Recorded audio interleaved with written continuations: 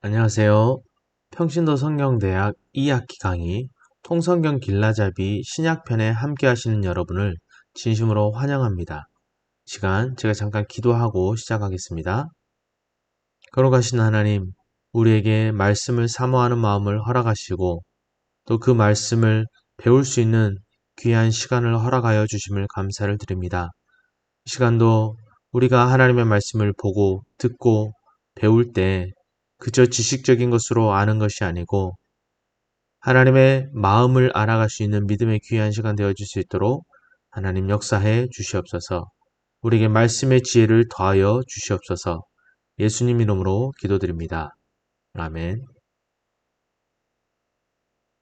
성경은 크게 구약과 신약 이 두 가지로 구분되어집니다. 그런데 이것을 조금 더 세분화해 보면 구약과 신약 사이에는 400년이라는 시간이 존재하고 이 400년의 시간은 우리가 신약 성경을 바르게 이해하기 위해 꼭 알아야 할 매우 중요한 시간이라 할 수 있습니다. 중간사 400년의 기간 동안 주로 다루는 내용은 바로 고대 근동사회의 제국에 대한 내용입니다. 특별히 페르시아, 헬라, 로마 이 세 개의 제국의 흥망성쇠를 통해 우리는 신약 성경의 배경이 되어지는 내용들을 살펴보게 될 것입니다. 유대는 중간사 400년의 기간에 이집트 헬라 제국, 즉 프톨레미 왕조와 시리아 헬라 제국, 즉 셀루코스 왕조의 통치를 받게 되어지는데 특별히 이집트 헬라 제국의 통치를 받는 동안 히브리어로 기록되어진 모세 오경이 헬라어로 번역이 되어짐으로 인한 모세 오경의 세계화를 이루게 되는 과정을 살펴볼 수 있습니다. 먼저 여러분의 교재 256쪽에 1번 페르시아 제국을 살펴보겠습니다. 페르시아 제국의 창건자인 키루스 2세, 즉 성경의 고레스 왕이 지향하는 식민지 지배 정책은 유화와 관용 그리고 지방화 정책이었습니다. 이때 유대인들의 1차 포로 귀환이 이루어지게 됩니다. 고레스 왕이 이러한 정책을 지향하게 된 배경에는 리디아, 지금의 터키의 크로이소스 왕의 영향이 컸습니다. 하나님께서는 바벨론의 포로로 끌려갔던 유대인들을 고국으로 돌려보내고 그들의 신앙을 회복시키기 위해 고레스 왕으로 하여금 이러한 식민지 정책을 품게 하시고 또한 그 정책을 사용하셨다라는 것입니다. 이것은 세계 역사를 경영하고 계시는 하나님의 모습을 보여주고 있는 하나의 예라고 할 수 있는 것입니다. 예루살렘 성전이 무너져버리고 포로 생활을 할 때 유대인들은 성전이 아닌 회당에 모여 제사장 대신 서기관을 중심으로 말씀을 배우는 삶을 살았습니다. 이러한 포로기를 거치면서 유대 사회에 나타나게 된 한 가지 특징적인 모습이 있었습니다. 그것은 바로 포로 귀환으로 인한 유대 땅으로의 귀환 후부터 성전과 제사장 그리고 회당과 서기관이 공존하기 시작했다라는 것입니다. 고레스 왕 이후 다레이오스 1세, 즉 성경의 다리오가 왕위에 오르게 되고 이때 예루살렘 성전, 즉 수룹바벨 성전이 완공되어집니다.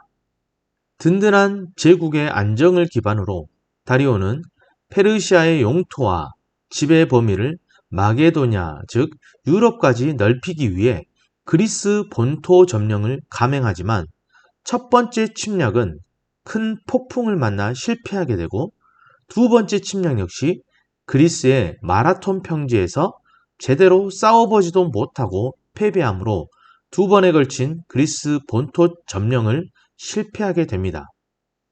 다리오의 뒤를 이어 크세르크세스, 성경의 아하수에로가 왕이 된 후 다시 그리스를 공격했지만 살라미스 해전을 포함한 여러 전투에서 또다시 참패하므로 페르시아의 유럽 정복은 끝내 이루어지지 못합니다. 여러 개의 도시국가로 이루어진 그리스는 소크라테스, 플라톤, 아리스토텔레스 등과 같은 철학자들의 사상과 정신을 기반으로 고도의 문명을 꽃피우고 있었습니다. 이러한 과정 속에서 페르시아의 공격에 맞서기 위해 그리스의 여러 도시 국가들이 동맹을 맺어 페르시아의 대군과 치열한 전쟁을 치르게 되었고, 결국 그 전쟁은 그리스의 승리로 끝이 나게 됩니다. 전쟁에서 승리한 그리스는 국력을 키워가는 가운데 그들의 문화를 더욱 발전시켜 가게 되고, 이 같은 그리스의 발전된 문명은 이후 서양 문화의 근간이 되어집니다. 이 무렵 마게도니아 지방에서는 필리포스 2세, 즉 알렉산더의 아버지가 왕으로 즉위하면서 그 세력을 확장해 가기 시작합니다. 그 전까지는 그리스인들에 의해서 야만인이라고 불리던 그들이 오히려 그리스의 발전된 문화를 받아들이면서 힘을 키워간 결과 세계의 위협적인 존재로 등장할 준비를 맞춰가고 있었던 것입니다.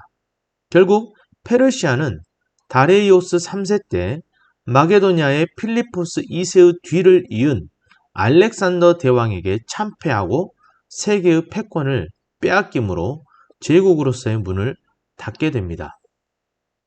이어서 여러분 교재 259쪽 3번 헬라 제국을 살펴보겠습니다. 마게도니아 왕 필리포스 2세는 크레니데스라는 곳에서 금광을 발견하여 엄청난 재력을 확보한 후에 그동안 자신들을 야만인으로 얕잡아 보던 그리스 전체를 점령하게 됩니다. 이후 필리포스 2세가 갑자기 암살을 당하게 되고 그의 뒤를 이어 20세의 젊은 왕자 알렉산더가 왕이 됩니다. 필리포스 2세의 뒤를 이어 왕위에 오른 알렉산더는 소아시아 서부와 남부를 점령하고 그 이듬해엔 이수스에서 다레이오스 3세가 이끄는 페르시아 군대와 접전하여 크게 승리를 거두게 되므로 페르시아의 뒤를 이어 헬라가 제국으로 급부상하게 되어집니다. 그 후 알렉산더는 지중해안을 따라 이집트를 향해 진군을 하던 중 지중해 연안에서 약간 떨어져 있는 해상 도시 두로를 점령하게 됩니다. 그리고 이러한 두로의 멸망은 이미 아모스와 예레미야 그리고 에스겔 선지자를 통해 예언된 바 있었습니다. 블레셋 가사 역시 알렉산더에 의해 함락이 되어지는데 이는 스가랴 선지자의 예언이 성취되는 것이었습니다. 이어서 알렉산더는 이집트를 정복하고 그곳에 자신의 이름을 딴 알렉산드리아라는 도시를 세움과 동시에 그 도시에 당시 세계에서 가장 큰 도서관을 세웁니다. 이것은 알렉산더의 정복전쟁의 특징 중 하나로 꼽히는 것입니다. 알렉산더는 정복전쟁을 나갈 때마다 각 분야의 학자들과 기술자들을 데리고 가서 정복주의 문화와 그리스 문화 간의 교류를 시도했고 이것은 자신의 이름을 따서 세워진 도시 알렉산드리아를 중심으로 이루어졌습니다. 이러한 과정을 통해 고대 동방의 문명인 오리엔트 문명과 그리스 문명이 만나 새로운 문명이 탄생하게 되는데 이것을 헬레니즘이라고 이야기합니다. 알렉산더는 이집트에서 다시 지중해 연안을 타고 올라가 페르시아의 4대 수도였던 수사, 바벨론, 페르세폴리스, 엑바타나를 차례로 점령한 후에 동쪽으로 계속 진군하여 인도까지 이르렀을 때 오랜 전쟁으로 인해 지칠 대로 지친 병사들의 종군 거부로 인해 어쩔 수 없이 군대를 돌려 본국으로 귀국하게 되었고 32세의 젊은 나이로 후사를 남기지 않은 채 죽고 맙니다. 알렉산더가 죽자 헬라 제국은 먼저는 그의 7명의 장수들에 의해 나뉘어져 다스려지다가 3명은 권력 싸움에서 결국 도태되고 남은 4명의 장수가 분할 통치하게 되는데 이 4명의 장수 중 1명은 소아시아 북쪽의 작은 왕국인 페르가몬을 세우고 예술과 문화의 중심지로 헬레니즘을 수호함으로 더 이상의 패권 다툼에 관여하지 않기로 합니다. 그리고 나머지 3명의 장수에 의해 먼저는 알렉산더의 고향 마게도냐를 중심으로 한 안티고누스 왕조 그리고 애굽을 중심으로 한 프톨레미 왕조, 마지막으로 메소포타미아 유역의 시리아 지역을 중심으로 한 셀루커스 왕조, 이렇게 세 개의 왕조가 세워지게 됩니다. 여러분 교재 261쪽 하단의 4번 프톨레미 왕조를 보시면 유대 지역은 122년간 프톨레미 왕조의 통치를 받게 되는데, 프톨레미 왕조의 왕들은 대체로 속국민들의 종교적 신념과 관습에 대해 관대한 정책을 펼쳤기 때문에 이 시기에 유대는 평화와 안정을 누렸고, 유대의 대제사장들은 정치와 종교의 지도자로 계속 자리를 보존할 수 있었습니다. 특히 프톨레미 왕조의 두 번째 왕이었던 프톨레미 2세 때 모세 오경이 헬라어, 즉 당시 세계 공용어처럼 인정되었던 코이네라는 보편화된 헬라어로 번역이 되어지므로 성경의 세계화가 이루어지는 역사적 계기를 마련하게 됩니다. 이렇게 히브리어에서 헬라어로 번역된 모세 오경을 70인역이라고 부릅니다. 이것이 바로 신약의 배경사 속에서 헬라 제국과 관련되어 중요하게 다루어지는 요소 중 한 가지입니다. 하나님께서는 중간사 400년의 과정에서 특별히 헬라 제국을 통해 하나님의 말씀이 세계로 뻗어나갈 수 있는 기초 작업을 이루신 것입니다. 신약 배경 역사 속에서 헬라 제국과 관련된 우리가 빼놓을 수 없는 또 한 가지 중요한 사건이 바로 마카비 혁명입니다. 마카비 혁명은 유대가 시리아 헬라 제국, 즉 셀루커스 왕조의 지배를 받을 당시 지독한 헬라화 요구와 율법과 할례 금지, 그리고 예루살렘 성전 모독과 안식일에 유대인들을 공격하는 일로 인해 일어났던 시리아 헬라 제국의 폭정에 맞선 저항 운동이었습니다. 그리고 이러한 과정 속에서 유대 사회 안에 나타난 것이 바로 사두개파, 바리새파, 그리고 에세네파와 같은 다양한 분파들이었습니다. 여러분 교재 265쪽 1번 셀루커스 왕조, 시리아 헬라 제국과 헬라화 강요 정책을 보시면 시리아 헬라 제국이 유대의 헬라화를 강요한 첫 번째 이유는 그들이 로마와의 전쟁에서 패배함으로 전쟁 배상금으로 로마에 일반 5,000달란트를 지불해야 했고, 이로 인해 시리아 헬라 제국은 유대를 비롯한 그들의 모든 식민지로부터 어마어마한 돈을 탈취해야만 했습니다. 이로 인해 무자비한 세금 징수와 성전 헌금 탈취, 더 나아가 성전 압류까지도 감행했던 것이죠.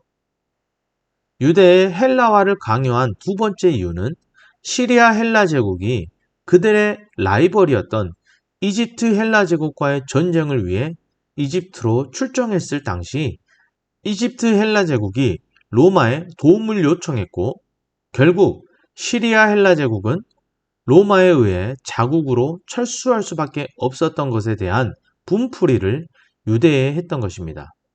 시리아 헬라 제국은 전쟁 패배의 요인은 유대인이 헬레니즘 사상을 수용하지 않음으로 인해 우리가 하나 되지 못했기 때문이라며 유대인을 탄압하기 시작했습니다. 유대 민족에게 할례와 제사를 금지시키고 예루살렘 성전에 제우스 신상을 세워놓고 성전 안에서 돼지 피를 흘려보내는 등의 온갖 만행들을 저지르며 헬라화를 강요했습니다. 심지어는 할례를 행한 부모를 아이와 함께 죽이고 안식일을 지키거나 율법서를 소지한 자를 죽이고 성전을 늑탈하고 인두세와 제왕세와 성전세 등을 부과하며 유대 민족을 괴롭혔습니다. 결국 이러한 시리아 헬라 제국의 안티오쿠스 4세의 박해를 참다 못한 유대에서 이에 대항하는 혁명이 일어나게 되는데, 이것을 마카비 혁명이라고 부릅니다. 마카비 혁명은 모데인의 늙은 제사장 마타디아 하스몬이 그의 5명의 아들과 함께 무력 항쟁을 일으켰고, 이에 하시딤, 즉 헬레니즘을 절대 받아들일 수 없다고 결심한 경건한 자들까지 마타디아와 연합함으로 저항 세력이 더욱 커졌습니다. 마타디아 하스몬이 이렇게 반란군을 이끌다가 1년 만에 죽게 되어지고 그의 셋째 아들 유다가 아버지의 뒤를 이어 반란군을 이끄는데 그는 시리아 헬라 제국의 정규군 보병 4만 6천 명 그리고 기병 7천 명을 상대로 3천 명의 혁명군을 이끌고 게릴라전을 통해 전쟁에서 승리하기까지 합니다. 이러한 과정 속에서 안티오쿠스 4세가 죽게 되고 그의 뒤를 이어 안티오쿠스 5세가 시리아 헬라 제국의 새로운 왕이 됩니다. 안티오쿠스 5세는 유다 마카비와 타협을 통해 예루살렘 성전을 다시 원래 목적대로 사용하도록 허락해주고 유대인들의 종교적 자유를 약속해 주므로 유대인들의 환심을 사고 그로 인해 유대인들과 지속적인 관계를 형성함으로 유대를 그의 영향력 하에 계속 두기 원했습니다. 성전의 회복을 약속받은 하시딤들은 혁명 대열에서 철수를 하지만 유다는 자신이 죽을 때까지 유대의 완전한 독립을 위해 시리아 헬라 제국과의 전쟁을 멈추지 않았습니다. 여러분 교재 266쪽 하단의 4번을 보시면 유다 마카비 때문에 예루살렘 성전이 회복되고 유대 민족은 이날을 기념하는 축제를 정했는데 이 축제의 날이 바로 수전절입니다. 유다 마카비가 죽은 후 그의 막내 동생 요나단이 둘째 형 시몬의 도움을 받아 유대 민족의 지도자로서 혁명을 계승하게 됩니다. 그러는 과정 속에서 유대의 영향력을 계속적으로 끼치기 원했던 시리아 헬라 제국에 의해 요나단이 유대의 대제사장으로 임명되어지기도 했지만 결국 시리아 헬라 제국의 한 장군에 의해 요나단마저 살해당하게 됩니다. 그 후 마타디아 하스몬의 5 아들 중 유일하게 생존해 있던 둘째 시몬이 고령임에도 불구하고 유대의 지배권을 물려받게 되지만 그도 역시 그의 사위에 의해 죽임을 당하게 되고 결국 유대의 지배권과 대제사장직은 시몬의 아들 요한 힐카누스가 물려받게 됩니다. 여기까지가 마카비 혁명의 내용이었고요. 이후 요한 힐카누스부터는 하스몬 왕조의 내용으로 살펴보게 될 것입니다. 마지막으로 여러분 교재 267쪽에 6번 유대 분파를 살펴보시겠습니다. 예수님께서 사역을 하시는 동안 적대적인 관계에 있었던 집단 중 가장 두드러지는 이들은 바리새파와 사두개파였습니다. 이들이 어떤 사람들이었는지를 이해하는 것은 신약 성경을 이해하는 데 매우 중요한 요소가 됩니다. 먼저 바리새파를 살펴보면 바리새파의 신학적 특징은 모세오경과 함께 전통, 묵시문학을 권위 있는 문서로 받아들였고 또한 부활을 믿었다는 것입니다. 셀루코스 왕조의 안티오쿠스 4세가 유대인들을 헬라 문화로 개종시키기 위해 유대인들에게 율법을 금지하고 율법을 지키는 자들을 극심하게 핍박했을 때 끝까지 정절을 지킨 사람들을 하시딤이라고 하는데 바리새파는 이 하시딤에서 나오게 됩니다. 역사가 요세푸스의 기록에 의하면 바리새파는 도시상인의 후손들이었고 그들은 경제적으로 대단히 성공한 집단으로서 사회적 언어와 종교적 언어를 능숙하게 구사하는 사람들이었다라고 합니다. 사두개파는 제사장의 후손들 가운데 헬라 사상의 일부를 받아들여 종교 권력을 유지했던 자들의 후손으로서 당시 최고 권력의 종교 지도자들로서 성전 관리 일체를 맡고 있었습니다. 그들은 종교 귀족으로서의 삶을 유지하기 위해 한쪽으로는 율법을 지키는 척하고 다른 한쪽으로는 현실 권력과 타협했습니다. 이들의 신학적 특징을 살펴보면 이들은 전통을 거절하고 기록된 율법, 곧 모세 오경만을 받아들였다는 것입니다. 또한 육체의 부활이나 죽음 후의 심판, 천사와 악마의 존재를 부인했습니다. 이것은 곧 그들이 가장 중요하게 여기는 것은 내세가 아닌 바로 현재임을 보여주고 있는 것입니다.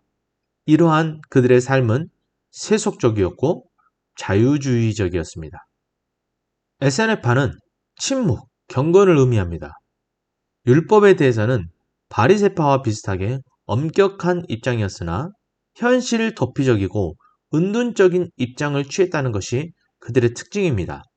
그들은 세상에서 벗어나 동굴에 모여 살았고 성경 해석을 포함하여 도덕적, 종교적 문제점들을 공동으로 연구하는 데 많은 시간을 할애했습니다. 그들이 거주했던 동굴에서 사해사본이라 불리는 성경 사본이 발견되기도 했습니다. 그들은 모든 재산을 공유하고 노예를 두지 않았으며 정결 예식에 세심한 주의를 기울이며 살았습니다. 유대 사회에는 바리새파, 사두개파, SNF파 이외에도 열심당이라고 하는 젤롯당이 있었는데 이들은 있는 현실을 그대로 받아들이기보다는 게릴라식으로 테러를 하거나 신념을 바로 행동으로 옮기는 과격함을 그 특징으로 한 사람들이었습니다. 이스라엘을 무력으로라도 로마로부터 해방시키는 것을 자신들의 목표로 삼았고 이들은 단순한 폭도도 아니며 체계적인 종교 신념을 가지고 항거한 사람들도 아니었습니다. 유대 사회의 이러한 분파들을 살펴보고 각 분파들의 신학적, 사회적 특징과 성향들을 제대로 파악할 때 그것은 우리가 신약을 이해하는 데 더욱 많은 도움을 줄 것입니다. 이렇게 해서 헬라 제국과 중간사를 통한 모세 오경의 세계와 그리고 마카비 혁명의 내용까지 살펴보았습니다. 우리는 이 모든 과정들을 통해 그 안에 역사하시고 당신의 뜻을 이루어 가시는 과정 중에 계시는 하나님의 모습을 발견할 수 있어야 할 것입니다. 다음 시간에는 34과 하스몬 왕조와 중간사, 왕 겸 대제사장 통치, 그리고 35과 로마 제국과 중간사 헤롯 왕조에 대해 살펴보도록 하겠습니다. 수고하셨습니다.